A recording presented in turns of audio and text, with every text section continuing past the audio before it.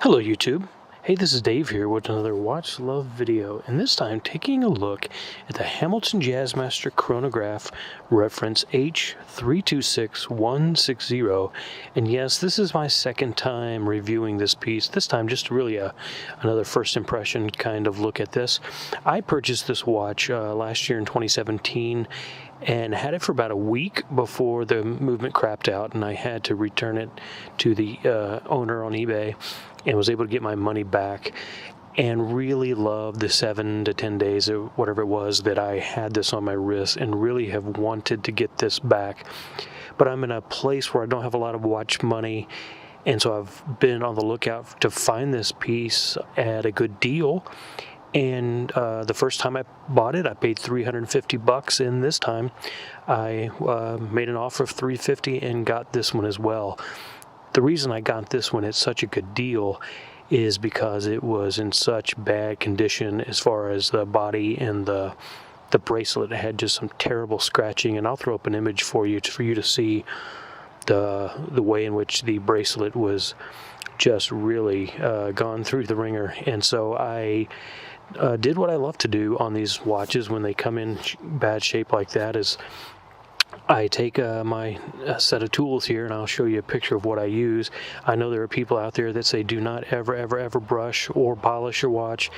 That is true if you have a watch of tremendous value or of decent value and you want to preserve its historicity and resale value, but that's not this watch. This watch is just a daily wear. It was for the person that owned it, and so I've simply tried to rehab it to make it sort of a daily wear piece for me. And I'm very pleased with the outcome. If you want to take a look here with me, this is how the bracelet turned out. What I usually do is I spend time polishing the polished surfaces first and get those really shiny and try to minimize as many of the scratches as I can, and then I will carefully isolate the brushed pieces and run it over with a fine sponge, usually a 320 grit. And in fact, I usually kind of wear that down a little bit on a piece of wood before I really start using it, so it's a little bit soft, and it just makes some nice brushing patterns, and you can see it really preserved the brushed and finished sections quite well. There are some deep gashes in there that I'm not going to get out. And up close you can see the troubles of this particular watch as far as the scratches go. The bezels needs a little bit of work. I didn't want to do too much to the bezel, but overall it becomes a very beautiful and wearable piece. And if you're willing to find a watch that needs a little work like that, you can get them for a great price. I really believe at any time I could turn around and sell this for well more than $100 or so, that $100 more than what I paid, and at least get my eBay fees and shipping back. But I'm planning on keeping this watch. I really love this watch. I think it's one of Hamilton's most beautiful pieces. I will put it up next to the one that I'm going to be selling. It's really the same kind of DNA, the same cousin to this watch. The blue dial version with the silver subdials. This is an absolutely gorgeous piece. I'm letting it go because of the readability issues that I've had with it. This is far more readable. Even though this is not perfectly readable, I really think it's far better than the blue dial, as far as being able to just check it out at a glance and get a real nice look. Let me brighten the aperture a little bit. There we go. It's getting dark out here in central Pennsylvania. It's a night's time change. Changed the clock, so it's getting darker earlier, and just out here enjoying some crisp fall weather. Well, not a lot to tell you about this watch that you probably don't already know. If you're really interested, you could look at my previous review.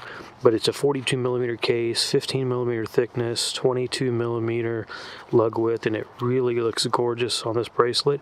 The bracelet has no taper at all, so it makes for a really robust look on the wrist. A lot of bling, and I'll throw up a wrist shot here in a minute and you'll be able to see it. But the clasp really works fine. The one that I had to return earlier did not have, the clasp was not very secure, but this one really does snap in there. And see if I can get the focus to stay. There we go. Yeah, so this really snaps in very well. So I'm very pleased with this piece. It also looks absolutely gorgeous on the Hamilton leather strap that I had for my blue dial watch, and I'll just show you a wrist shot of that. It looks gorgeous on it and will make for a great secondary option for this piece. Let's see, let me tell you a little bit about the movement before I end the video. So the movement is the H21. I believe it's a 60-hour power reserve. There's no regulating pin on this, as you can see in there. But Hamilton does a really good job. I think they've lowered the beat rate, which you can't really tell on this very, very tiny subdial. You're not going to see the reduction in beat rate on that.